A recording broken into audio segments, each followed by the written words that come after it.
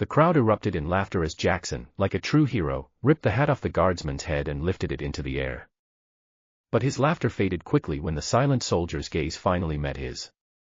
The military was already coming around the corner, not to stop him, but to show him that his actions would not be without consequences. What happened next turned everything upside down. But what happened afterward truly shocked everyone who witnessed the incident. But let's start at the beginning. Jackson walked through Central Park, where the summer heat hung in the air, and people looked like puddles, waiting for the sun to finally hide behind the clouds. His steps were light, almost dance-like, with no purpose at all. In his mind, as usual, thoughts flowed without shape or meaning. He was just young, and that alone was reason enough to consider himself the center of the universe. His eyes sparkled with boredom and provocation. What, after all, could possibly hold him back in this routine? Jackson knew today would be just like every other morning, until his gaze landed on a figure standing motionless by the monument. A guardsman. Just like in the movies. Not a living person, but a statue. In his perfectly polished uniform, with a frozen expression, he was the embodiment of everything Jackson hated. This was order. This was discipline. This was the final evidence that people were still playing these old-fashioned games with traditions and respect for abstract ideas. He already knew what he was going to do. His inner world tightened in an instant, and a strange, almost sincere thought appeared: I have to break him. He's a symbol, and I'm the destroyer. A light, almost theatrical step forward, and now he was standing next to the guardsman, who remained as still as stone, not reacting to his presence. But Jackson didn't care about what was going on inside his head. He had already tasted the moment. It felt too easy. With the second step, Jackson ripped the hat off the guardsman's head. The moment was instantaneous, like something sparkling in the air, a moment when even time seems to slow down, like in the movies.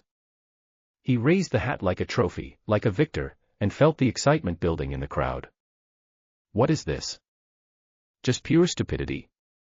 No, it's a protest. I'm standing up against the system, he thought, savoring the moment. Laughter from the crowd was loud, but it sounded like an echo from deep within Jackson. He felt like everyone around him was approving of his bravery, seeing him as some kind of hero.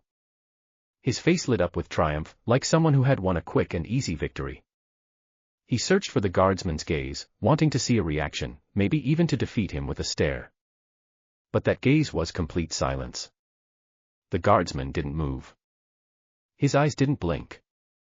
It felt as though his soul and body had frozen in some paradoxical emptiness that Jackson couldn't, and didn't want to, understand. The guardsman wasn't a person in his eyes.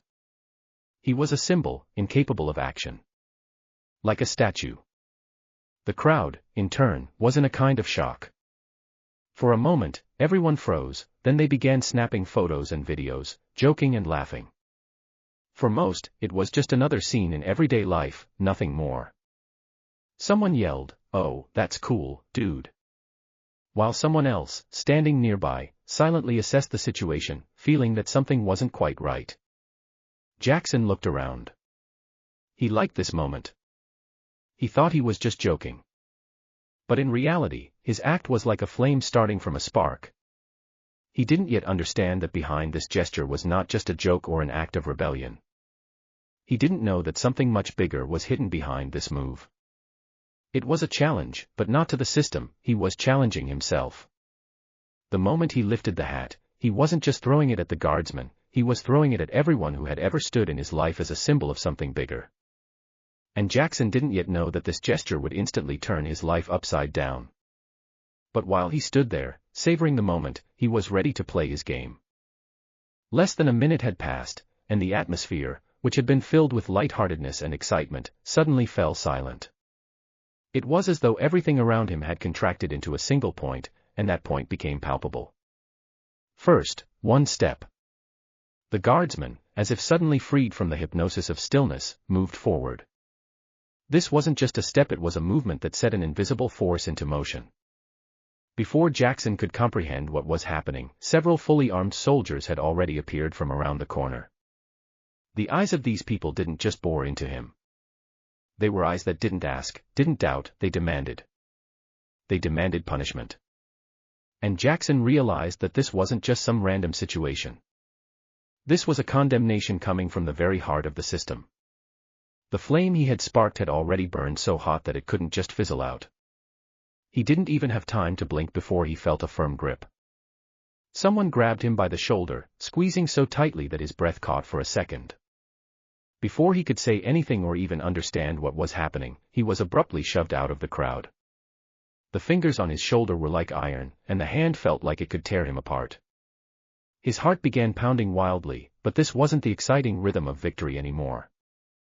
It was a terrifying, anxious pulse, reminding him of the inevitable. There would be no triumph for him, only punishment. And it was unavoidable.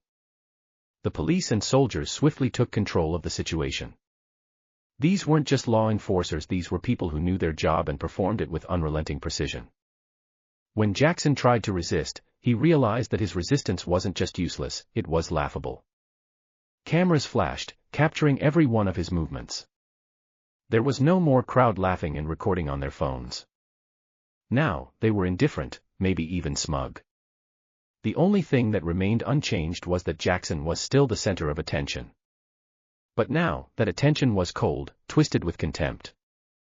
His arms were grabbed so firmly that his fingers went numb. Seconds later, handcuffs, steel, just like the system he had tried to fight, were snapped onto his wrists. One of the officers, making no attempt to hide his irritation, tightened his grip, and his voice carried barely concealed notes of disdain. "Don't you get it? You didn't just insult the Guardsman, you insulted the very honor of this country." Jackson tried to say something, but his words meant nothing. The crowd no longer supported him. They were silent, holding back their hateful glares. People started raising their phones, and Jackson suddenly realized they weren't filming him as a hero. They were filming him as a criminal. The rebellion he had thought was a heroic act had turned out to be nothing more than a foolish prank that no one admired. He tried to resist, but his handcuffed arms no longer obeyed. And, in slow motion, he noticed the Guardsman, the very one he had toyed with in his little joke, returning to his post. He stood once again, in his strict uniform, with his unchanging, silent dignity. He didn't say a word, didn't show a hint of emotion. He simply returned to his mission, as though nothing had happened. He was a stone statue, and Jackson was just a mistake that needed to be erased. The police led him away, and the words of one of the officers echoed throughout the park, "The punishment will be severe." But for Jackson, it no longer mattered. All that remained was the realization that he was about to face something he could never have imagined. That he was not a hero. And that the world he had tried to destroy wouldn't crumble from just one gesture of his. The Guardsman returned to his place, once again becoming part of the system, and in that, there was something final. Something invisible, but invincible. When Jackson found himself in court, the trial went by quickly, too quickly for him to fully comprehend the gravity of his situation. Everything was decided in record time, and his defense, though a desperate attempt to break free, had no chance. He was found guilty on all charges: hooliganism, vandalism, and disrespecting national symbols. These words hung in the air like a verdict, each one echoing heavily in his mind. The judge, a man with an unwavering expression, delivered the decision with the same tone he used in all cases, showing no emotion. His voice was stern and merciless, his words as solid as a sentence: "You broke the law. You humiliated not only the soldier but the symbols that represent our country. Such an act cannot go unpunished." Those words cut through Jackson like a knife. He tried to say something in his defense, but all that came out was incoherent mumbling. In the eyes of the court and society, he was no longer a person. He had become just a criminal, stripped of all power except for the force he had unwittingly summoned, unaware of its full weight. He was sentenced to prison time and fines, the amounts of which could gnaw at him for years to come. All of this played out before the public, who had once laughed as they recorded his victory. Now, their faces had changed. The laughter was gone, replaced by seriousness, even approval. In the eyes of those around him, Jackson was no longer a hero but a wrongdoer. The punishment he received seemed deserved to them. They asked no questions, thought no deeper about his motives. It was clear, he got what he deserved. Meanwhile, the Guardsman, back at his post, didn't allow the incident to overshadow his inner strength. He took his place once more, returning to his mission, not only to stand guard physically but also morally. The crowd that now surrounded him was not the same as before. The laughter had vanished, replaced by admiration. People approached him, patting him on the back, expressing their respect for his composure and resilience. He wasn't just a man in uniform, one passerby said, he was a symbol. A symbol of order, courage, and honor. And he endured it all with dignity. The guardsman stood once again, like stone, unmoving. His gaze was cold, but within it burned a true fire, pride in his service, pride in his country. He was not shaken by the incident. He was as always, steadfast, immovable, and perhaps this was his finest day. This day marked the moment when he showed everyone that his resilience was not just a habit, it was his essence.